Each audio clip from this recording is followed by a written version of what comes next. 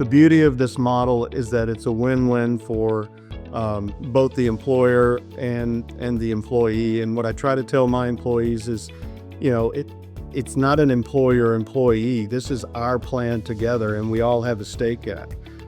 So when we have a procedure or something that needs to be done, and we choose to go to the big box system and overpay for it and incur those expenses, then employees need to know that don't expect me next year when we do our renewal to come up and tell you anything other than we're going to have a 10 to 15% increase in our premiums.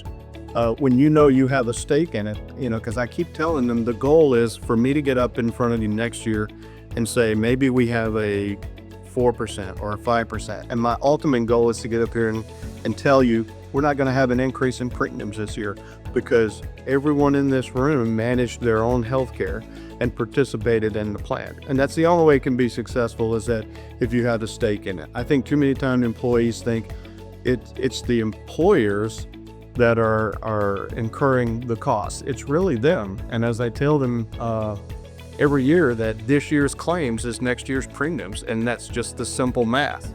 That's how it works. The numbers don't, the health insurance system does not get their premiums from some number, out of the sky. It's based on what cost was actually incurred for them, plus a profit margin, and then that's what your premiums are. So now that they understand that when they have their own decisions to make in their healthcare, that it can affect what their premiums look like in the following year. So I like the fact that we both have a stake in it, both as the employer and the employee.